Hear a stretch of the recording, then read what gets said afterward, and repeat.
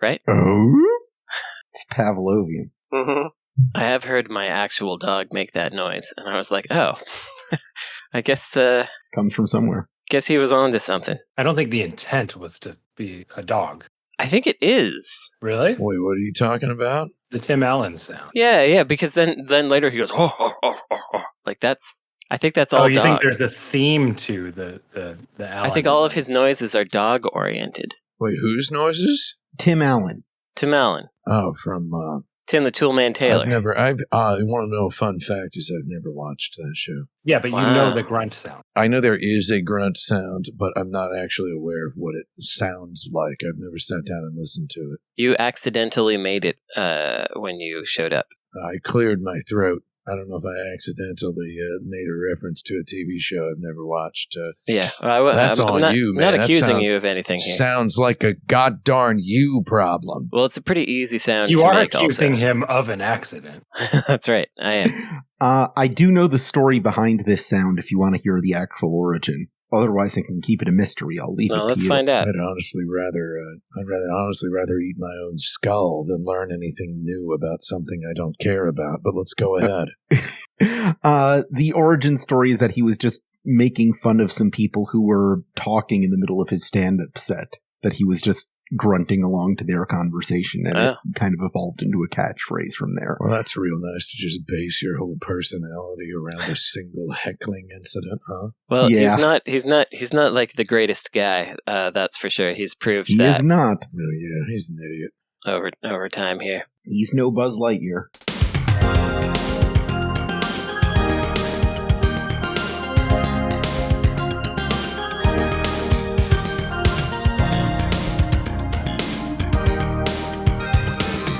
You are very dangerous. Be dead down here. This is issue 338 of the Insert Credit audio magazine, where 3 former video game magazine contributors relive this past stage of their career every week in audio form with a horrible buzzer.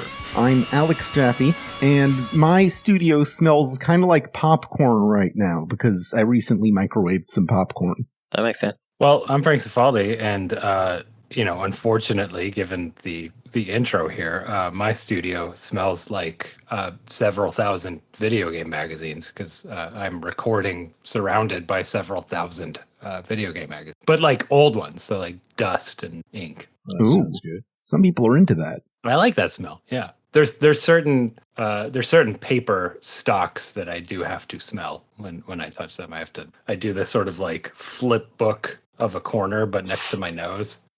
You're winning the smell test so far. I'm Tim Rogers, and Alex Jaffe, you should not eat microwave popcorn because they use kind of industrial-grade acids in there that will burn what's called your Z-line, which is where your esophagus joins your stomach. Gotcha. Is that true? Yeah, it can possibly completely jack up your chances of developing esophageal cancer, which has a lower than 5% 5-year survival rate. Is what my gastroenterologist told me when he observed burns on my Z-line. I'm fine, though. Don't have esophageal cancer, but I do have some acid reflux, and that's why I bought a Whirly Pop to make popcorn on the stove, which is 8 quadrillion times better than any microwave popcorn you could get. Get yourself a Whirly Pop. You got it. I mean, by all means, finish whatever microwave popcorn you have left in the cupboard. Oh, no, it's done. Oh, it's done. Oh, well, sounds like it's you got a one-way ticket to Whirly City. Yeah, Jaffe doesn't do a pouch at a time. He's more of a Whole box. Yeah, he puts a whole box. Oh, yeah. They Pack only a day. put 3 in that box, and most people have a mixing bowl that can accommodate 3 of them. If you've ever made a large loaf of bread, like a large loaf of bread worthy of an ogre or a giant or one of those sort of, fantasy elongated humanoid individuals. I'm Tim Rogers, and right now my house smells like what it always smells like.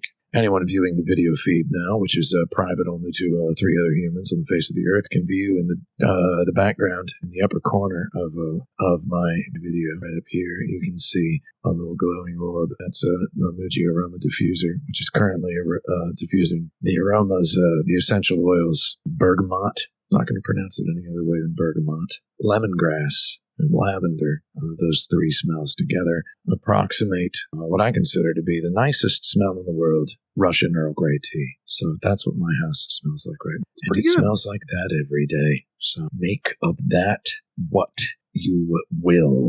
I'm Brandon Sheffield. I just drank some Earl Grey Was tea. it Russian Earl Grey tea, though? It weren't. Well, sounds like a you problem. It's my catchphrase. Well, I can only for today. drink the decaf Earl Greys, and I tell you what, there's a low number of those type-wise. But I got this loose leaf one. It's pretty nice, but I wouldn't go to war for it.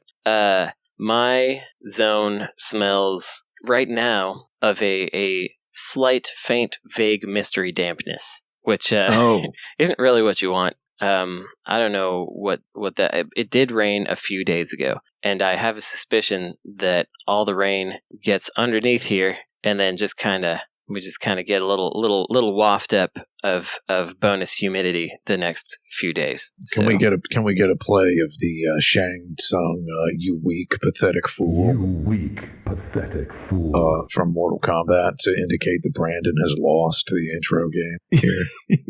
Yeah, Esper just patched that in right here. Pathetic fool. Brandon, you may have lost the intro game, but you did win last week's episode, which means you have the right to start this episode with a topic of your own. Yeah, okay. So this is something I can't remember if I've actually brought up on here, and I don't think we can talk about it for 6 minutes, but let's challenge ourselves. The question 6 minutes is, ain't nothing. Can you think of any series other than Dino Crisis where the first game is full 3D and the second game has CG backgrounds? Because Dino Crisis 1 is a full 3D walk around move. Well, you don't move the camera, but the camera moves kind of a game. And the second game uses CG backgrounds and fixed cameras. And I can't think of another series that has done that. I mean, not that not that it's exactly the same thing, but a similar thing. One could say is Final Fantasy XII is full 3D. You rotate the camera, and it's on the PlayStation 2. And then a few years later, Final Fantasy XIII came out for the PlayStation 3. But so many of the Amazon reviews for Amazon.co.jp for Final Fantasy XII complained of motion sickness and how they threw up playing the game. That Final Fantasy XII, for its first 40-some hours, which, let's face it, for a large number of players is the whole game, does not allow you to rotate the camera more than like 12 degrees in each direction. It's really perplexing that you do it at all. They dedicate a whole analog stick to just letting you see a slightly different angle of the main character's haircut. I feel like that's a pretty close example-ish, right? I don't know. Yeah, it's a similar design thing. I think the fixed camera with different views is kind of a part of it. Oh, sure. And that it's just so mysterious to me that there is one at all. That Dino Crisis 2 did that. There's got to be another one. Is it a budgetary thing? Well, maybe it might have been. I don't know if it's budgetary so much as I could totally see it as a stylistic choice. Pre-rendered backgrounds do certainly afford a lot more attention payable to character animation, right? So you can have a bit more character animation. And certain kinds of detail in the background, especially if you're on the PlayStation. You CRT television, right? You got a lot more. But I suspect that's why Dino Crisis 1 got a Dreamcast port and Dino Crisis 2 did not, because I would have to assume reviews were unkind to what they might view as a reversion. Yeah, reviewers of the day were not super duper hyper tolerant of stuff that wasn't brand newish. Yeah, though Capcom did return to that once more for Onimusha, but that series started with CG backgrounds. Yeah. Okay, this is technically true. The third and I believe last original Blood Rain game is a 2D game. Oh, that's true. Yeah, that side scroller. I mean, that's not what you're asking. You're asking about pre-rendered backgrounds, but technically, in a 2D game, those backgrounds are pre-rendered, but the character is, of course, also 2D. Yeah. Yeah, that's a little different, but that's interesting. I guess there's probably a lot more examples of that where like the last game was on the GBA instead of that being might be a 3D. true. Yeah. There's plenty there. And actually that might be, maybe that's where I should be looking for something like this, where there's a 3D game and then like Catwoman was a full 3D game and then they have a GBA version with... Yeah, but that's not a sequel. It's not You're a asking sequel. about sequels, right? Like, I mean, for example, Max Payne on the GBA, 3D characters, 2D background. But that's just a downpour. Yeah. That game kind of rules, though. So the GBA one? Yeah, I like it. It's the first game I ever reviewed for a video game magazine, as noted at the start of the episode. Oh, no kidding. Would you give it 7 out of 10? I probably. I think a nice little mutant relative of this question is just like, what are games where the sequel just completely walked back something, something technical or mechanical to critical acclaim? Castlevania 3, Mario 3. Yeah. Zelda 3. I was going to avoid mention one of those, and I was not aware of one of those, or I wasn't thinking of one of those. So we'll leave it a mystery, which was which. But the one I was going to bring up was, in line with my previous example, Final Fantasy X returns to an all turn-based battle system after a decade or so of pretending that this pseudo real-time hurry up and choose your potion is exciting. Battle. It's just like after pretending that was exciting for 10 years, Sakaguchi and bros were like, let's just go back to the turn-based. And the move was hilariously critically acclaimed. So it was just, they went wild. People were like, oh, this is great. So there's that. It's another one of those. Yep, that's in there. Zelda 3 went back to the top-down perspective after Zelda 2. Can we just say Zelda 2 owns, dude? I think the internet's come around on Zelda 2. Yeah, I mean, I came around on Zelda 2 roundabout right after I played Zelda 1. Right. Zelda 2 seems like the perfect NES game for, if only we had this conversation a few years sooner, it would have been the perfect NES game for Brandon Sheffield to say is actually his favorite. Yeah, we've discussed this, we've and talked about this. I'm primed for it. I'm ready for that to be It is the most PC engine-like Zelda game you can possibly play. I also have to share an embarrassing thought, which is when you were talking about Zelda 2 and I was thinking about it, Dark Souls as a phrase popped into my head when thinking about the combat, and I'm really sorry for that. The first Souls-like was Zelda 2. I'm ready with my screaming face in the YouTube corner. Apart from the racing genre, when is velocity most important in video games? Sanic, it's important in tool-assisted speedruns, like maintaining velocity through, like your triple jump gets you a little more, but you can sort of maintain it if you keep bouncing on enemy heads and stuff like that. It's important for that. There's kind of just two states in there, walk speed and run speed. It's not really like an increase of speed as you go. Well, in tool-assisted speedruns, it definitely can be, but in terms of increase in speed as you go, I guess sort of side-scrolling shooters, but they don't. There it's not velocity; it's more like dodging speed. Yeah, it's position. Yeah. I think it's just Mario and Sonic, really, at the Olympic Games. Yeah, right. Like you need really good velocity to make the pole vault or whatever. Yeah. Has anyone played any of those? Not me. No. I played a little bit of one of them. Because of a job-related incident? I have not played any of them, and it's not a brag or anything. It's just kind of interesting. Yeah, it's interesting because when you consider the playgrounds we grew up on. Yeah, right? Yeah, exactly. Yeah. Like it's reality now. Well, I feel like my interest is kind of on a little roller coaster as the title goes along. Like Mario, Sonic, at the Olympic Games. I'm like, games? No. Tokyo 2020. That's right. I like the idea of them at the Olympic complex, but then now that they're playing the games. Now, you know what would have been cool? Mario and Sonic at the Olympic Games, Tokyo 2020, except they made it in the 80s, so 2020 was the future. That would have been pretty cool. Well, I think as a Super Nintendo game, that would be cool. Yeah. Yeah, like Super Nintendo Genesis game. Mm-hmm. where Sonic is slightly faster in the Genesis version and Mario is slightly faster in the SNES version. Yeah, exactly. The backgrounds of flying cars Yeah. and stuff. I mean, I showed up at the goddamn movie theater to watch Batman versus Superman, as a sort of to pay tribute to the playgrounds of my youth. I had to do it. There was a movie that was Batman versus Superman. Yeah. I went and saw it.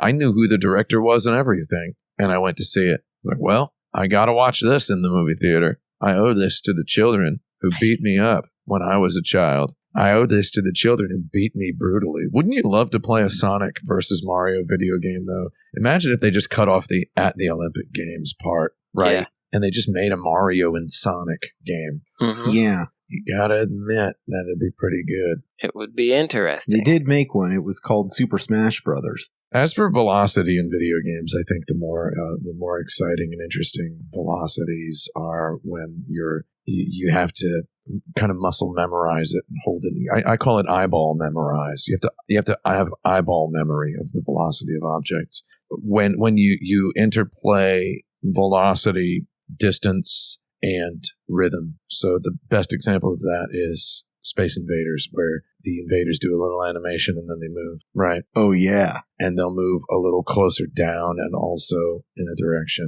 And you have projectiles you're firing upward, and you have eyeball memorized the length of time that their speed that it takes them to cross the distance of the screen and reach the target, so that every time you score a hit, you've got this little dance between rhythm and velocity and distance and time. I think that's the best example of velocity as a little variable in an action video game that I can think of. There were a lot of games in the 80s that would just increase enemy speed until it was impossible with waves, which I don't know that was great.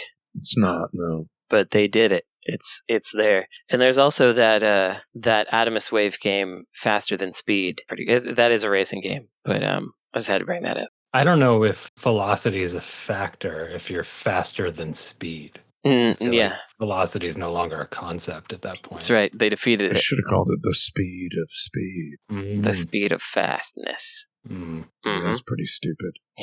Yep.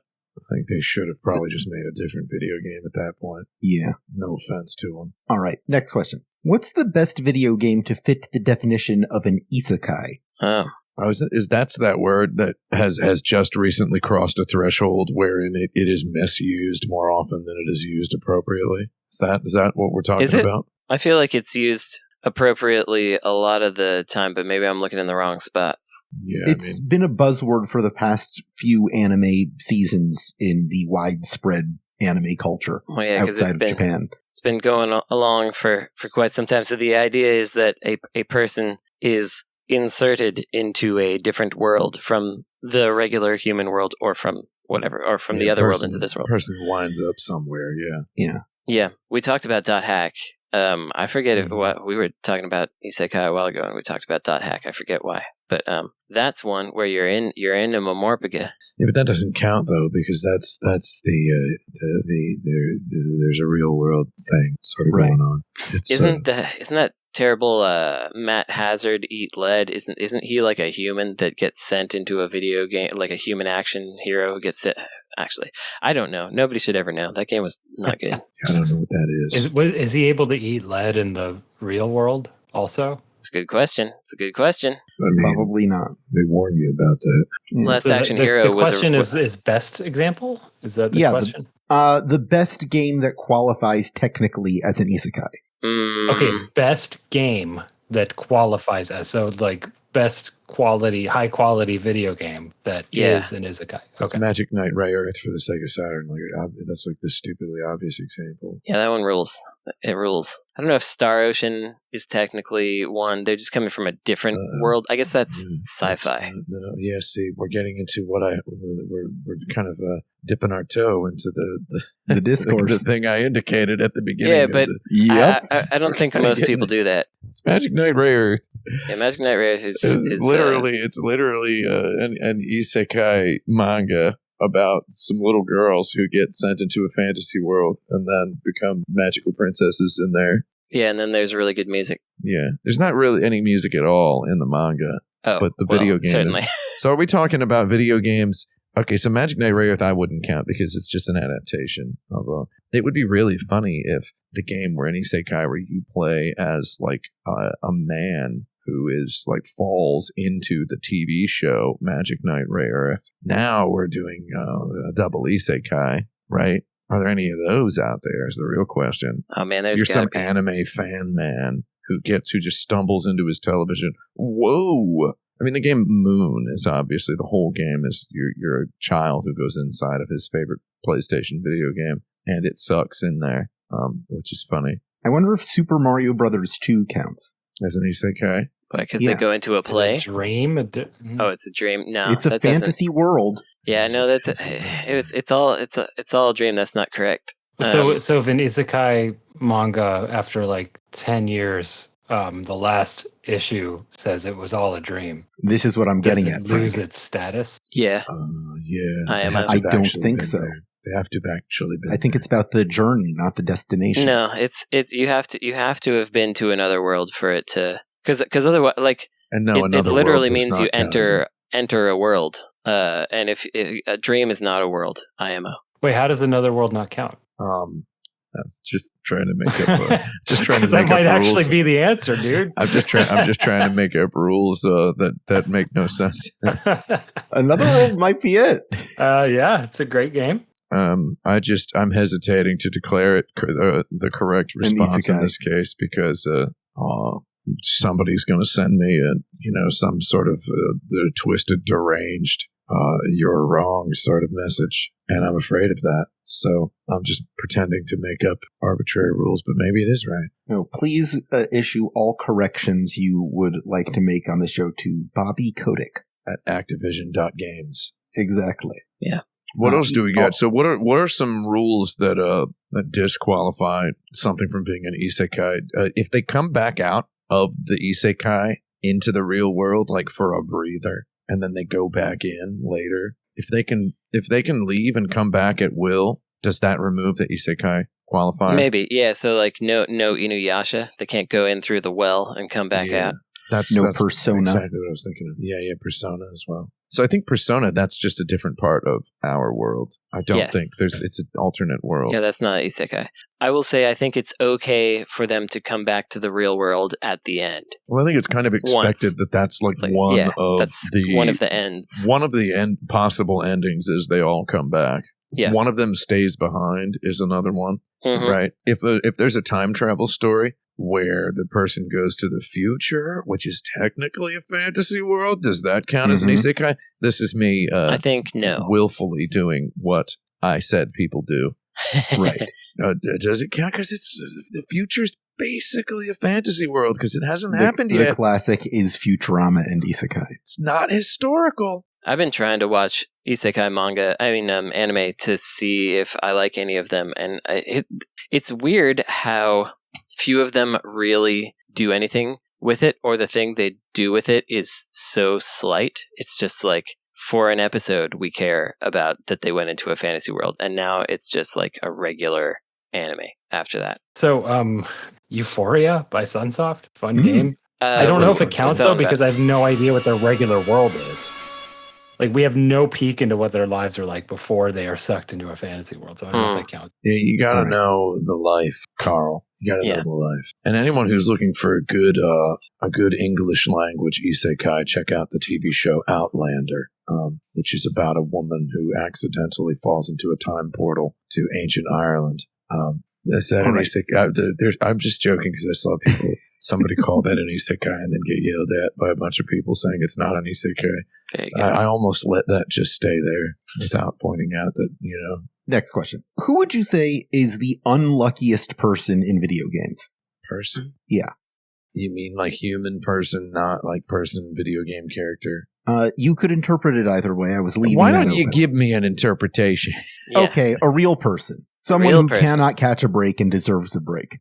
Someone who has faced an enormous amount of misfortune in real life. That's a tough one. I remember there was this one guy who wrote an article for Game Developer Magazine, and I forget who he was, unfortunately. But he lamented that he had been, for the last 12 years, he had not released a video game because all the companies that he had worked for, he had been let go of a project before the game completed, like 3 projects in a row. And so he wasn't able to release a game for 12 years. I don't know if he ever did either, because that was the last I heard of that guy.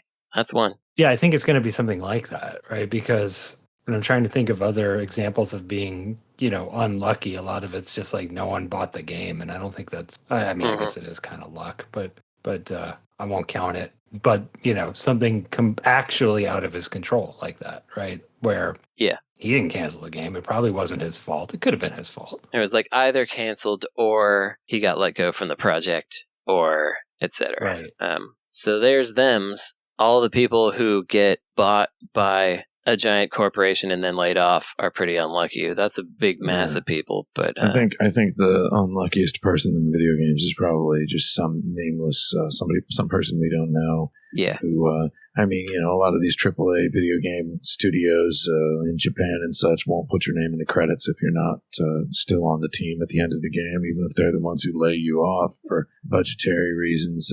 The unluckiest person in the video game industry, hypothetically, is somebody who worked on a couple games like that. Somebody who then got a job at a studio that then got closed before the game was finished, and then got a job at another studio that got closed before the game was finished, and then they just kind of got chained up across like 14 projects that all got shut down because the studios got closed before the games got finished. And they don't even have a Twitter following because they don't even have a cool game to say they were the game designer of to have in their Twitter bio. So they're just some guy with 14 Twitter followers who's worked on 28 video games and owns a nice house and has a family or whatever, and just has never actually really released a video game. I think the unlucky part is when you have a bunch of those scenarios going on, and then you have to apply for a job, and they're like, "Well, but you haven't released any games for the last 15 years. Like you haven't shipped anything." And it's like, well, that's not my fault.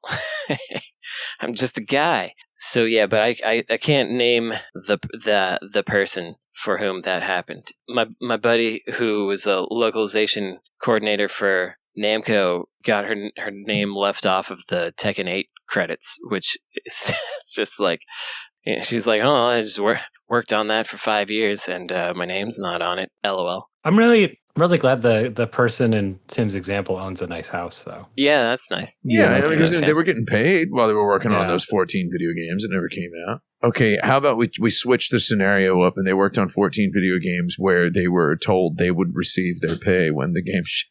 Oh, God, yeah. The game kept getting canceled. Yeah. And they're the world's greatest programmer and they've just never shipped a video game. They're out there. These sort of, it's an extreme hypothetical. But there's a lot of people out there who have been video game developers for a long time and don't really have anything to really super duper show for it. There's also a lot of folks, including people that I know, who get hired to a video game, hired to a company, and then they cross the country or move to a new country, and then that studio or that game gets shut down like a month later. It gets shut down. There's a lot of those people relocate, uproot their whole life. So I guess the true answer here, ultimately, we're being a little bit selfish by thinking about the developers who do all the work. I think the unluckiest person is probably Bobby Kotick. Yeah. Young Robert.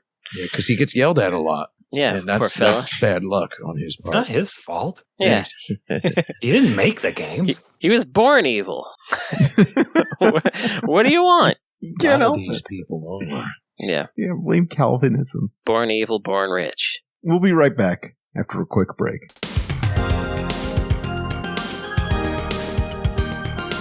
The following ad supports the Insert Credit podcast, but is not necessarily endorsed by its individual members.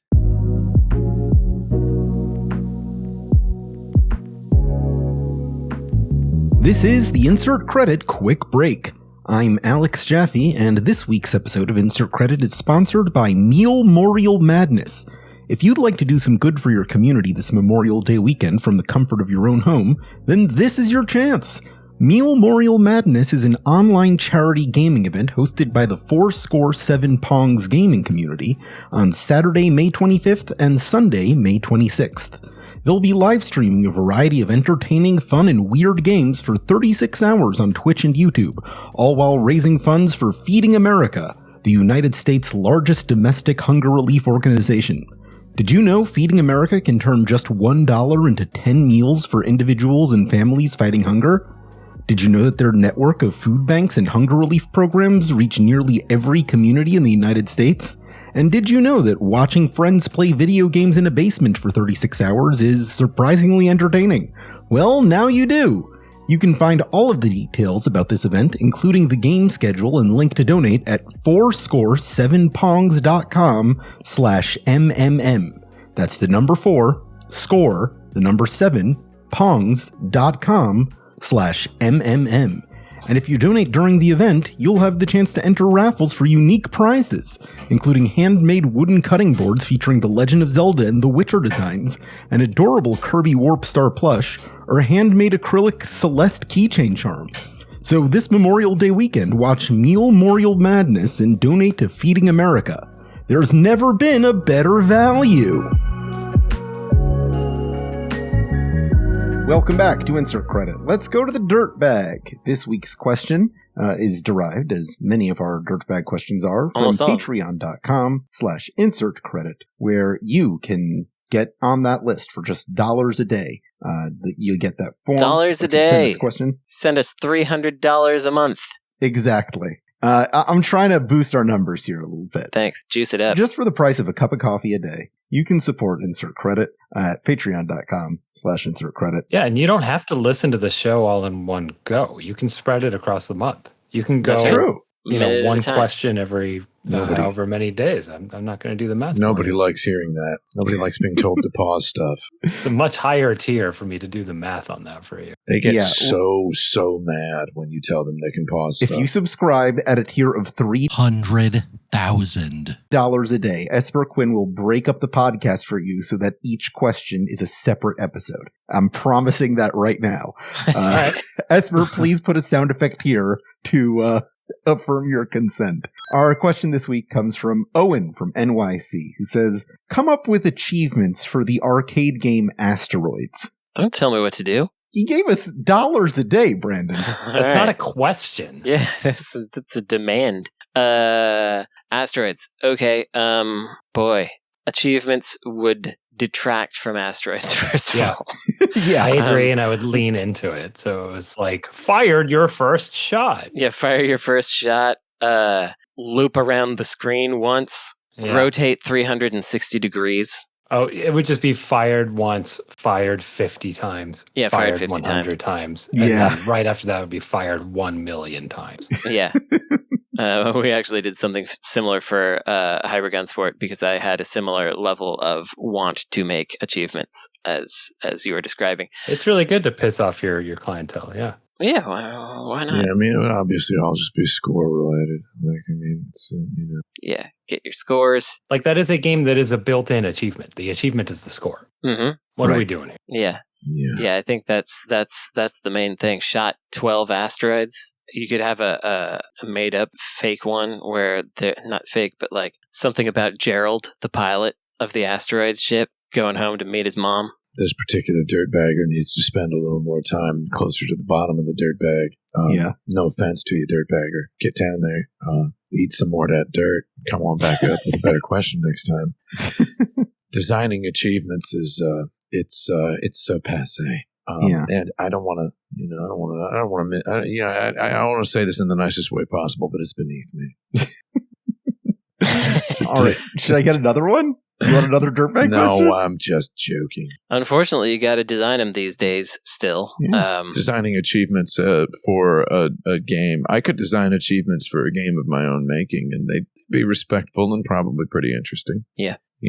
I'm going to have to do that pretty soon. Spend more than 6 minutes on it, so. Right. The ideal achievement is one that encourages you to play the game in a different way than you normally would. Right, but there's just no options in Asteroids. Well, maybe. Or rewards you for playing the game in a way that someone thinks is clever, or just for normal play, period, I think is also fine. I don't think it has to be. To mark progress. A lot of sort of pie in the sky achievement ideas don't actually work because they'll get blasted down by platform police people. That's true. Where you're like, I want to give people an achievement for playing the game every day for 30 days. No, you can't do that. And then I'm like, well, why not? And they're like, because the Achievement Hunter YouTube channel people will get mad at us because they want to be able to get all the achievements in one sitting. It's like, oh, okay. You know, stuff like that. So, like, there's a lot of little fun ideas you come up with where you then get told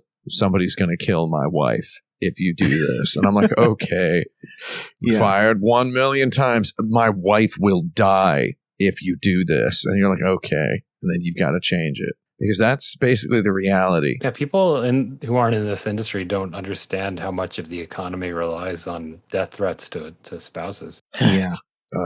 Yeah. I would put an achievement in Asteroids that required you to write a handwritten letter to the developer requesting that they unlock the achievement for you.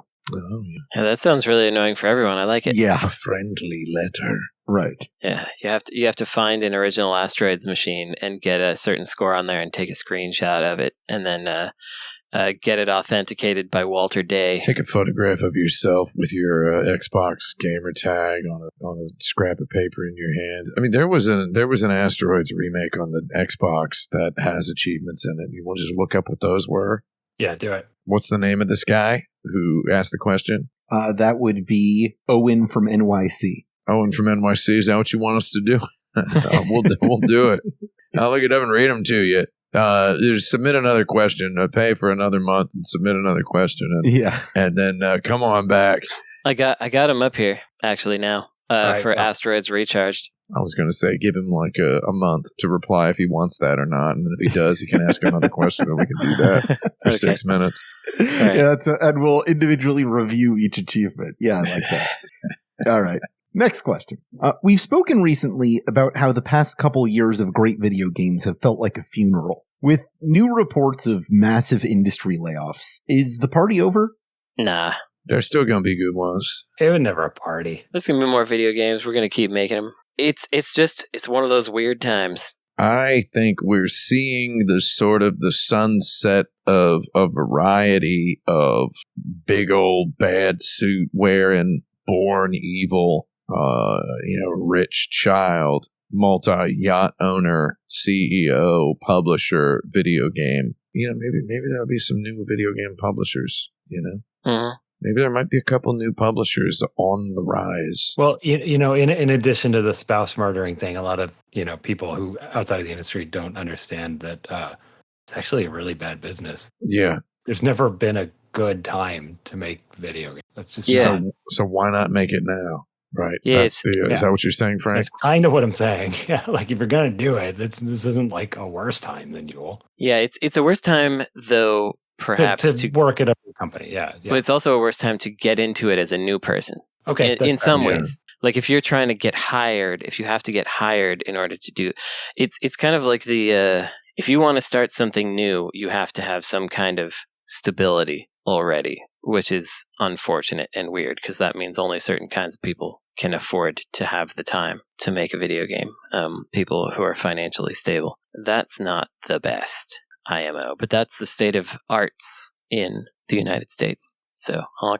Yeah. I mean, I guess today, the day of this recording, a very popular YouTuber, Video Game Donkey, we all know about this guy, who's he's despised by many because he's really popular and also, in addition, because he's a little bit snippy sometimes. And he makes short little quippy videos, some of which are, pretty good. He started a video game publisher a couple of years ago, and they just published their first video game a few hours ago over here. And it looks like a really good one. And I'm just that Crypt game, that Animal Well game. No. There's that. What's that game that came out today? Like Crypt Master or something? Was it the IGF? Actually, I'd check out Crypt Master now that you mentioned it. I'd chill with the Crypt Master.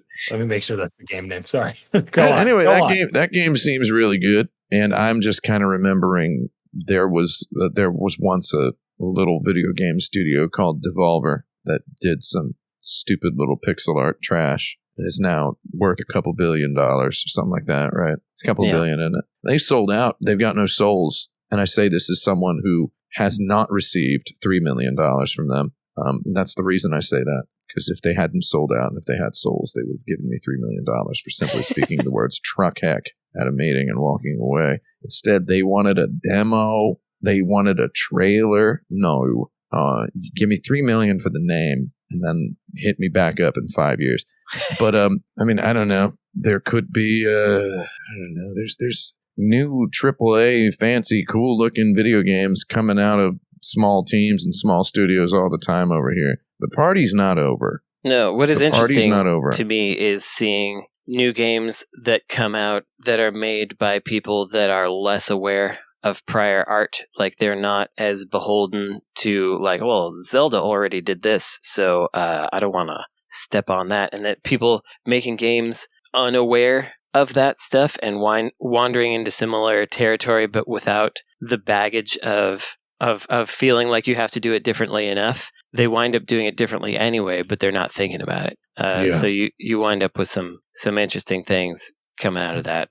So I think it'll be okay, but I do think I will continue to have the conversation at like Thanksgiving with my mom, where some older friend will be like, "Oh, working in video games, huh? You must be doing pretty good. Must be making a lot of money. I heard that's a $6 trillion industry." Or whatever. I'm like, yeah, well, I don't get any of that. Sorry. So anyway, it is called Cryptmaster. I put it in the chat. Yeah, I'm looking at it. Caught my eye at IGF, and I played the demo, and it's great. And I'm kind of excited to check it out. I'd smoke this till its wheels fell All off. right, we have not seen the end of all good video games. So, in this scenario, you've been hired to punch up a scene in an episode of a Big Bang Theory revival. Oh, no. I'd have to punch down instead of punch up. Yeah. Well, in this scene, the nerds are upset that one of the attractive women is interrupting their video game. Okay. What are they playing, and what is the joke you write for them? The joke I write is Bazinga. Well, that's the punchline. No, it's the whole joke. I've never seen that show, and I won't. Is that the one with young Sheldon on it? It's the one with It's all average old age Sheldon. Sheldon, Regular Sheldon, with adult Sheldon. Is that show still going? Adult Sheldon? No. Young Sheldon just ended, I think. Okay. I think it's ending in a few weeks, actually. Yeah. Man, young Yeah. Sheldon's got to be an adult at this point. Did they change who young Sheldon was? They actually replace him every year. Yeah, that's good. They should. They're playing Fortnite because it's playing Fortnite, and they're playing as their favorite pop culture icons. reference. Yeah, they're four each different Boba Fetts. Yeah, it's either 4 different Boba Fetts. No, it's not four different Boba Fetts. One of them's Boba Fett, and he's arguing with someone who's playing as I don't know, Like Data? the Rocketeer. Oh, Data, sure, Data from Star Data's Trek, good. yeah. I actually would appreciate if the Rocketeer was there. They're all from different franchises. The Rocketeer, for example, Darkman. There has to be one that's kind of obscure. Yeah, that big dark man Fortnite. Yeah, the Darkman Fortnite. They're mod. all based on movies that had games on the NES. Yeah, That's right. Darkman. So I've Rocketeer. never seen this show, but I know what the time slot is. I know that my mom knows what it is. I know that my little brother knows what it is. I've seen ads for it on the New York subway. I'm pretty sure that they would only make references to the most superficial, top level pop culture stuff, like Chewbacca. Not even Boba Fett is like not mainstream enough for the My Mom audience. No, I think Boba Fett is the exact line because the trick for normals is laughing because they heard of that obscure thing. You know what I mean? So it has to be a normal person obscurity line. So I think Boba Fett is like the exact target that you want. I would also say that show, because I know people, or I knew people who would watch that show and be like, I get that reference. There would be the occasional, in Spider-Man number 12, blah, blah, blah. So they would throw in one thing that was like hyper specific and focused and based on something. So that's why I threw Darkman in there, because there would be something that was like, then they would explain it, but it would be in there. Yeah. Hudson Hawk, that's another one. I just want to remind, I forget if we've said this on the show. We must have, but back when Frank and I were frequently going to the East Bay Game Dev meetup that we do, but it was in the first place that we did it, at a bar in Rockridge, Oakland. Whenever we would go in there with our gaggle of nerds, they would switch the TV from sports over to Big Bang Theory. which was It's very accommodating, really. I mean, it's not what anyone wanted, but I actually, in retro, I think I might have been offended at the time, but I think I now appreciate the gesture. They were trying. They were trying to be nice to us because we were bringing in all the business. And then one time when I was in Korea, there was a translator who wound up stalking me a little bit, who thought I was really cool because I reminded her of Sheldon from that show, which is like one of the most insulting Wow. Yeah. I think a lot of people who are 10 years younger than you grew up hearing that a lot. Yeah. Who are probably listeners of this show. Yeah, if you are an nerd of some description. I think the joke is just about who gets to play what character or something. No. The joke. Sorry, I'm sorry to interrupt. I know what the joke is. The joke is they are determining through Fortnite who is the toughest of their pop culture icon choices. That is the level of like not understanding anything that I think this show strives for. Mm-hmm. That's very good. Yeah. Is it Chewbacca or is it Boba Fett or the Mandalorian? Right. What about the lady part? She's in she like has to go buy bras and she wants one of them to come with her. Can't you guys play as a woman in this game? Oh, yes, we can, but we are trying to see which Star Wars character is the best. Yeah, that's it. And everyone knows Princess Leia is weak or whatever. Right. Like, I don't know, like something that would make like the worst, like ugliest person, the most sunburned racist laugh. What would make the most sunburnt racist on earth laugh? That's what it would be. Then what would happen after they conclude who's the best? Then the lady would be playing as Princess Leia by herself and winning constantly. Like that would be that's the after that would be like while the credits roll. The end tag. And then our hypothetical sunburned racist would throw his phone against the wall. No, it's woke now, and I'm sad. No, he would say, "Gotta get all political," is what he would say. That's right. It's a revival, right? So I don't think that's the humor of the original, but yeah, the revival is leaning that way. Can't believe Big Bang Theory is woke now. They're reviving Big Bang Theory. I don't know anything about any of this stuff, and I love it. I love not knowing anything about any of this stuff. I just want to point out to anyone listening who feels like asking me about this afterward, I know it is true. I do know a lot about a lot of stuff on purpose, and it is a large portion of my personality. However, I have avoided many things, and the reason I know so much about the things I know so much about is because I have specifically avoided knowing stuff about other things. That's the way. Only very rarely does Alex Jaffe position an entire question around something I have completely avoided obtaining any knowledge whatsoever about, as he did in this particular scenario. So, you caught me. Sometimes I like to give Frank and Brandon a chance to shine a little bit. Because they love BBTs. Yeah, like with the Big Bang Theory, which is our favorite show. They were really on fire on that one. Yeah. I had previously booked a return trip to Violence Island for this lightning round, but instead, I've decided, based on our previous conversation, I've been looking at a list of actual Olympic events, and I want to figure out which ones Team Sonic would win and which ones Team Mario would win. Would you like to do that with me today? And why not? Okay.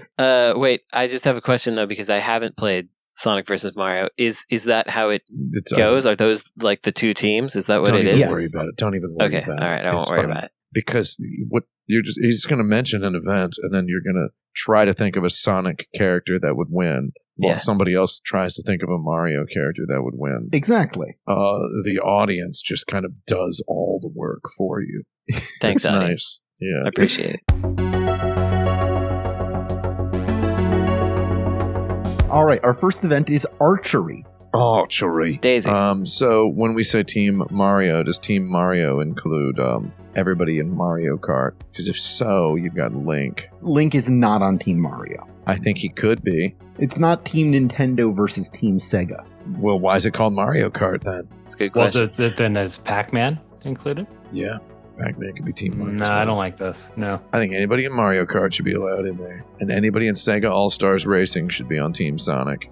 Okay, maybe not. I don't know. Who cares? Anyway, I think Daisy's got the will to kill, and I'm saying Daisy's good at archery. Yeah, why not? Okay, I'm gonna go. Sonic characters' heads are too big. I'm gonna go Magic Koopa. Magic Cooper. Oh, I think yeah. he's gonna win Sure, archery. sure. Yeah. So I mean, yeah, it sounds like Team Mario's good. Yeah, I think Team Sonic's heads are too big to do archery Yeah. Yeah. that's good. because you draw the arrow back to your cheek, to your ear. Well, and their Yeah. their eyes are kind of off to the sides, or no, they're too like in front. I don't know. Point is, they're gonna close one eye to aim, and it's just gonna That's going to be throw hard. them off, and it's Yeah. it's not gonna Eyeball go well. geometry is a little weird. Yeah. Yeah. Skull geometry as well. Equestrian. Oh, riding a horse? I guess that's Link again, Boy, Link would be really good at all these. Yeah, I think what we're learning is Link would sweep the Olympics. but he's not. The Link doesn't exist here. I think Waluigi could ride a horse. I don't think any of the Sonic characters who have long enough legs have an aerodynamic enough torso. Yeah.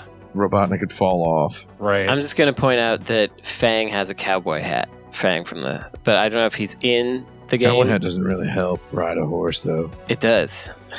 No. Well, also, is it going to be a Sonic the Hedgehog universe horse? In which case, is it just another guy? That's a good question. Mm-hmm. Yeah. Would the Mario universe horse just be a Yoshi? I mean, I hate to get into this much detail, but Fang's hat crease is definitely not deep enough. His hat would absolutely fall off if he rode a horse. Don't his ears poke through it, though? Those might hold it on. No, they ain't gonna hold nothing on. Okay. The brim is turned up in the front. There's not like any kind of like a cattleman's crease or anything. All on right, it. so then who's doing it? Daisy It's again? flying off. Is it Daisy? Or you said Waluigi? It's Waluigi. I said Waluigi. You guys got He's long got the legs. legs for it. Long Yeah, he's legs. got long legs, and he's a little bit tall for a jockey. But again, these Sonic characters, perplexingly, not very aerodynamic. They're kind of built like ping pong balls. I could see Sonic, for example, holding on with one hand to the saddle and going, whoa, while the horse gallops away. I could see that, but that's probably not a high point marker. Yeah, probably not the very best. Next is climbing. That's Knuckles. That's Knuckles. Oh, yeah, that's Knuckles. Knuckles can climb infinitely with no stamina meter. Yeah. But also, I mean, he's just got those knuckles. Yeah, which he punches into walls, which is how you climb. I think Link with the pretty built-up stamina meter could probably do it as well. Hup, hup, hup. Isn't it wild that Nintendo spent like almost, they spent 30 years on the Zelda franchise before they realized, well, Knuckles is pretty cool. And they made a guy who can climb and glide. Yeah. Like, it took him 30 years to go. To invent Knuckles. Knuckles is pretty You've interviewed Japanese game developers, and they have never played a video game. A lot They of them habitually ignore everything. Yeah, and so it might have taken them Yeah. that long to get around to it. All right, we have our first Team Sonic win. Cycling. I think Princess Peach. Anybody ever seen Princess Peach ride a motorcycle in Mario Kart 8 knows she can probably pedal as well. Yeah, but Sonic's got the speed. He's got the speed. His shoes are weird though. He has the frictionless shoes. Yeah, but strap in. I don't know. You can get around that. Sonic Boom Sonic, because they're all long. They're like really long, elongated, and he can go fast. So I think it's Sonic Boom Sonic. Yeah, Is Sonic Boom Sonic eligible for the Olympic Games, or is it a separate franchise? I think it's the same guy. You're talking the goddarn video game company that made Sonic Generations with two slightly different colors of blue That's Sonic. true. Yeah, Two yeah, slightly different blue shades of Sonic. yeah. Sonic It's all out Generations the implies window. all Sonics are on the table. Yeah, I think Sonic Boom Sonic could beat Peach at cycling. Only to keep this even keeled. Yeah, Sonic Boom Sonic. Next is fencing. Again, Link. Daisy. Yeah, Link would win that one as well. I really think the Zelda franchise would be a little more exciting for an Olympic Games tie-in. Yeah, maybe they should think about that. Yeah, if they really wanted to make some actual money off these goddarn things. And no one They buys keep these. making them. That's a joke. Everyone buys them. Not Yeah, everyone. They're It's kind popular. of a Spice Girls situation where you don't know anyone who bought it, but a lot of people bought it. But it's what they want, what they really, really want. Fencing would be... Again, Sonic characters' heads are just way too big. Yeah, Be real they get easy. smacked in the mask right away. Yeah. So, You want somebody with a tiny head. well, I was gonna say Wario, but he's got a big body. So, Yeah. I think it's Uh-huh. Waluigi. Again, you want someone kind of lanky. Yeah. yeah, he's got the reach. I mean, let's face it, Waluigi's pretty French, right? Yeah, he Yeah. is pretty French. He's Yeah, basically he's a French Frenchman. as heck. He's from Mario, France. It's got I the buy it. upside down L. That's a letter of the French alphabet, isn't it? Yeah. I think it might be acrylic. I don't know for sure. Next is football or soccer.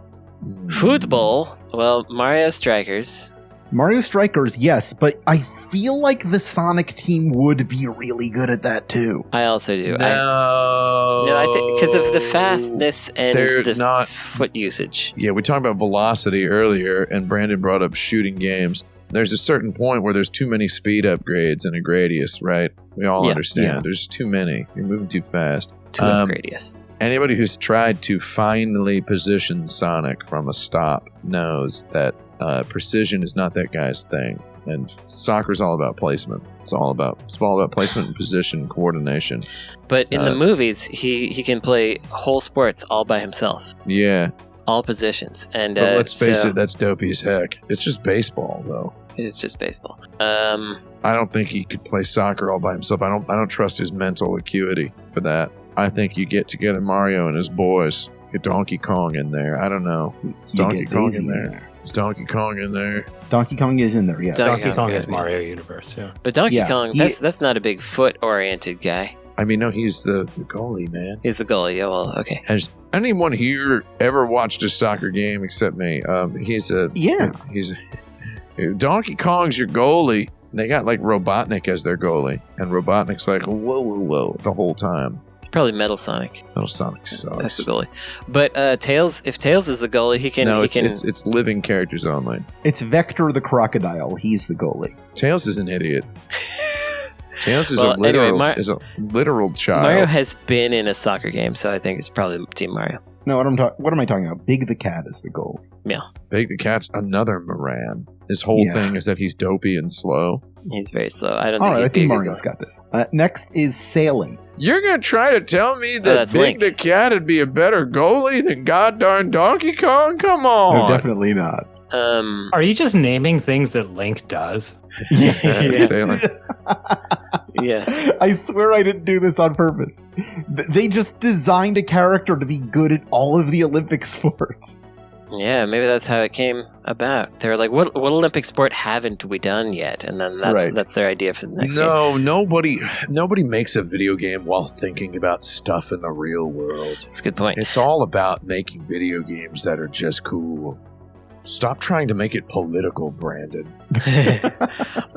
Tails can generate wind with the tails. I was just gonna say. It's a He's good point. an airplane guy, so He's an airplane guy. I will say Sonic is a lot more invested than other people in staying out of the water, so he might be better at sailing. Yeah. yeah, he's real bad in the water. And then Big the Cat would be fishing off the side of the boat. So it's a nice little family outing. That right there kills your aerodynamism. They're related? It does.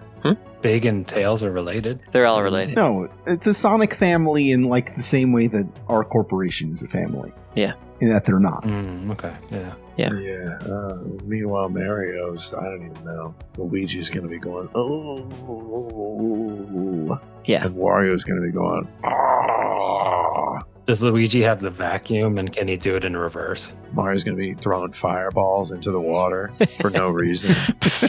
Princess Peach has an Making umbrella. steam. She has her little parasol, so she's going to hold that and use that as the sail. They're going to go about 2 miles per hour. Genesis does what Nintendo don't. It's going to be in full effect. All right, Team Sonic gets this one. Volleyball.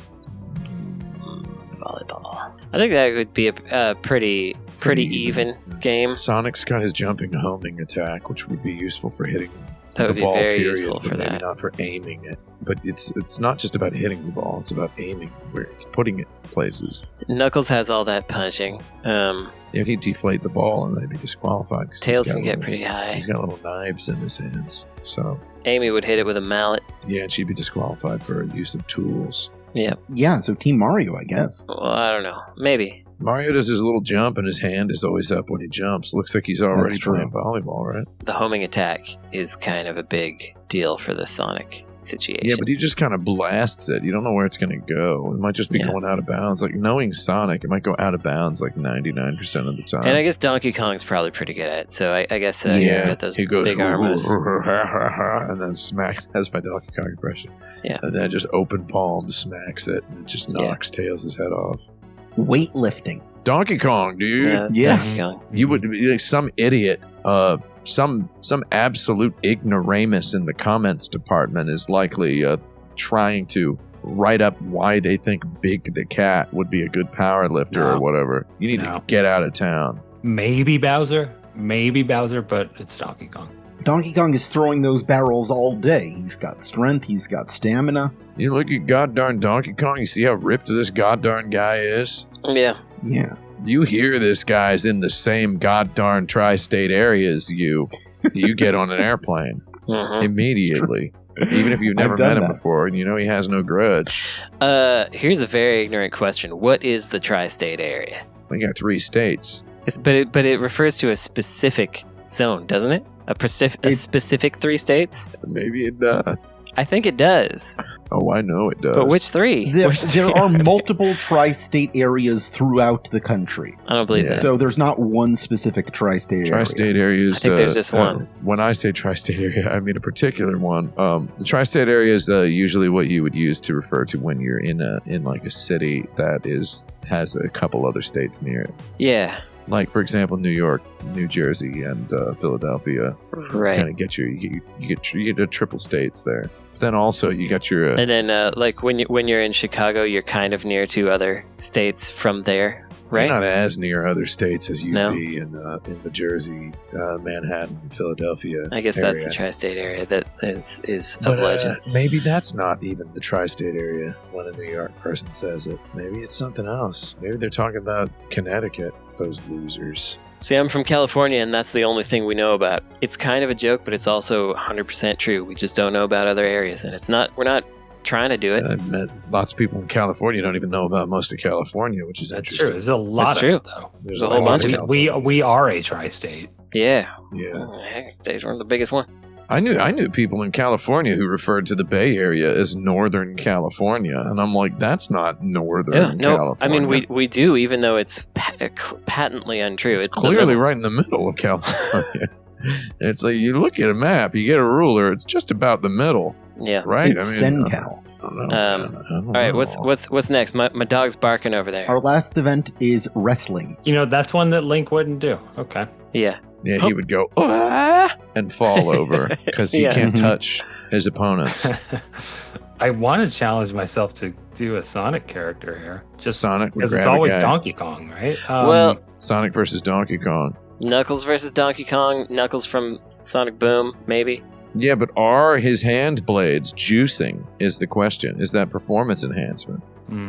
There's no punching in wrestling. There should be. Let me tell you, I knew a couple guys on the wrestling team in high school, and there should have been punching allowed in every single case. Every single case I can think of.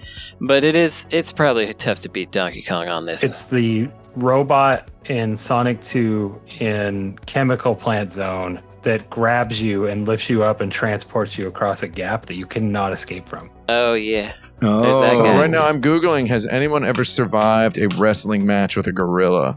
And we're going to find out. Yeah. Is it theoretically... Oh my God, here's a Reddit. Oh, God. r/who would win. Is it theoretically possible for a peak or a near peak human to beat a gorilla in a one-on-one fight? No weapons in the jungle. It's possible. No. And the first reply is, it's possible if they make makeshift weapons and go for the eyes, genitals, ears, etc.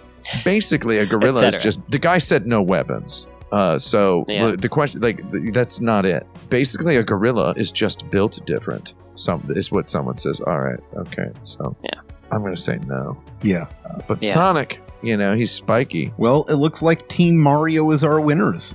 To be fair, I did leave out literally every event that involved running, so it's a little stacked. But Sonic can't turn, though. He can't turn. As we know, he never made the transition from 2D to 3D, so turning just doesn't work for him. When he turns, he just veers off into the stands. Right. He veers off into the audience every time he tries to turn. That's what Sonic does. I guess Mario is better at turning than Sonic? Mario could still win in a run, in a foot race, because, Brandon, I was explaining, Sonic can't turn because his 3D games suck. And when he tries to round a corner, he veers into the audience and kills multiple spectators. Yeah. I didn't play Sonic 06 past the E3 demo, but that's what I remember from it. He can turn in Frontier. in Sonic Frontier, he can turn. All right. I guess Mario's our winner. Sonic Frontiers, dude. Yeah, Mario wins there. Specifically, Waluigi and Donkey Kong are our winners, so congratulations to them. Yeah. Yeah, I guess. And Daisy. Anyone have any recommendations for our audience? Cryptmaster, dude. Cryptmaster.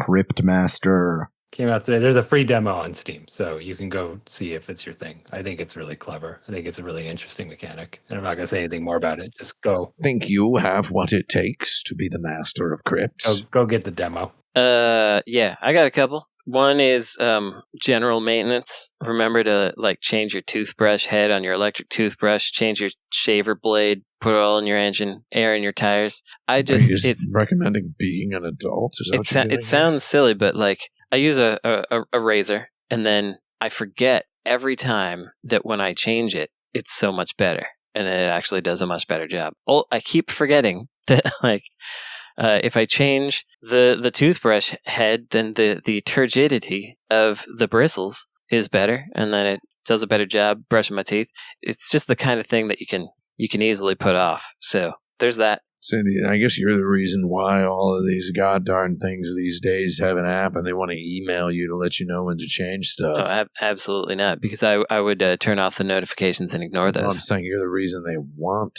you to get the notifications, because then they would tell you when to change the stuff. They want you to change it every couple seconds so that they can get more money off you. That's the conspiracy, my dad would say.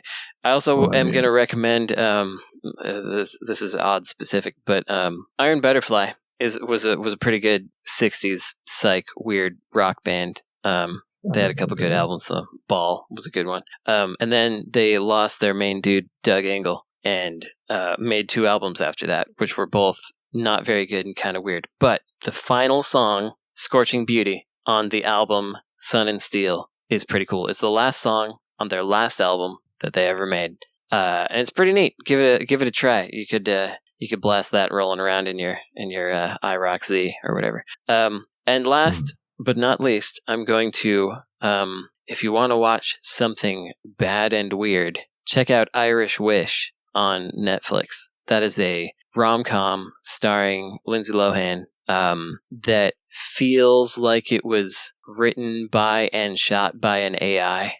Maybe there was AI involved. I don't know, but it's just so many inexplicable decisions constantly. It's the kind of movie where if you pay attention to anything, you'll be baffled and bamboozled. There's a sequence between Lindsay Lohan and a fairy godmother type figure, and it's your classic 2-shot cut to each, and each time the camera cuts to the one shot of each person's face, the wind is blowing the direction against them. So the wind changes during the conversation to blow toward whoever is speaking. There's a drone shot of sheep just to establish some Irishness, and the sheep are walking backward because I guess they didn't like the direction of the shot, so they just reversed it, and so most sheep actually do walk backward. That's true, especially in Ireland. Irish sheep do it that way. It's a magic road. They're like, oh, me family is so walking backward, is what they say. They pronounce it backward. And man, there's a scene where when she's finding out who her true actual love is, she develops a taste for Guinness, which she didn't like before. And so then at the wedding party, everyone else is having champagne for a toast, but she's having Guinness in a weird Guinness champagne glass somehow, and she's the only one doing it. It's just so bullheaded that if you want a movie to watch with some buddies and be like, look at that, it's pretty good for that. If you want to watch it by yourself, please don't. But if you want to watch it with a group for lol times, I think it's a good one. I'm gonna just piggyback on Brandon's recommendation and say watch that movie, but do it by yourself after taking a little PCP. Yeah, I recommend that. I think that's probably a pretty good time. PGT. It's a good recommendation. Yeah. I've got a recommendation. Maybe not anything that good. I'm not actually recommending that, by the way. Okay, do you have anything you would like to recommend, Tim? Not really, no. I watched that Jerry Seinfeld Pop-Tart movie. And, that was too. I was hooting and hollering 99% of the time, as someone who is well aware and sort of a fan of Jerry Seinfeld's many jokes about Pop-Tarts and breakfast cereal over the years. The fact where he's there's an old joke where he says when he first had a Pop-Tart, it blew the back of his head clean off. And before that, all that you had at breakfast was the shredded wheat, which was like wrapping your lips around a wood chipper. You'd have breakfast and then you'd have to wait 2 days for the scars to heal. I feel like I've memorized like every word of his whole stupid, idiotic routine about Pop-Tarts. And as a sort of a fan of B-Movie, the part where he says, where his human companion says that she recorded a show on TiVo, and he says, we don't have TiVo. She's like, really? Why not? And he goes, well, we have HIVO, but it's a disease, a terrible disease. As a fan of that part of the movie B-Movie, and as a person who can basically recite pretty much word for word Jerry Seinfeld's joke about Pop-Tarts, and as someone who has for several years been trying to get Saturday Night Live to make a sketch about Don Draper writing the Juicy Fruit jingle song on a lost episode of Mad Men, the movie appealed to various let's go ahead and call them miscalibrated sensibilities that I have acquired over the past couple of decades. Yeah, the movie sounds like it. He targeted it toward you specifically. It's absolute trash. It looks like nothing. There's no joy in any of the art of making it. It is just a goddamn, you know what it is? It's a recital of a screenplay. A team acted by stars, I suppose. It's a live reading. It's a comedy movie by a funny guy who doesn't know how to make a movie. Yeah, by a funny guy who does not know how to make a movie, and as the internet never tires of pointing out, didn't actually really know how to make a TV show either. That was Larry David, et cetera, et cetera. We know that. It's interesting to see a screenplay written by Jerry with the lead actor as Jerry. It's quote unquote directed by Jerry, but come on, there's some robots in there. It's so clean and mechanical, and it's only the reason I'd recommend watching it is it's like 90 minutes long, and I mean, writing wise, yes, bad. It's paceless, it's heartless, it's joyless. It has no core. We could call it coreless, but if you want to bask in really, really punchy writing that's a little too punchy, it's like 90 minutes of that. Like 90 minutes of ultra, ultra punchy jokes that are punchy beyond, just beyond any shadow of reasonability. And if you're also possess encyclopedic knowledge of cereal, it's fun. I saw a criticism of it declaring that it plays too loose with historical details, which I found just a very comical conversation to even attempt to begin having apropos of this particular movie. But welcome back to my movie podcast. That's all I have to say about that. If you'd like more movie reviews, just keep following my movie review channel right here. I've got some recommendations. Here's what I would like to say. I would like to say if you've enjoyed this episode or any episode of Insert Credit, you could rate and review our show wherever and however you like.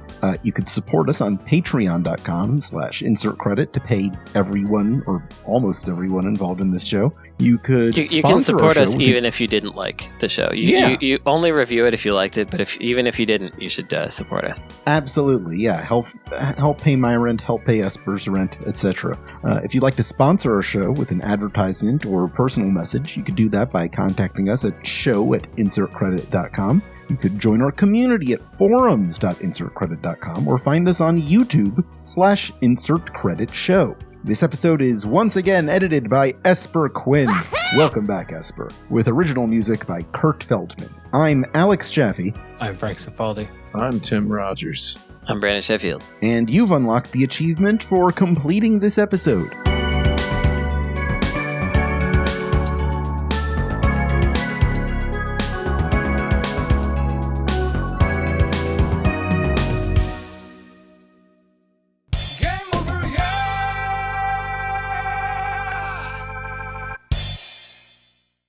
Worth 2 gamer score. Sworth.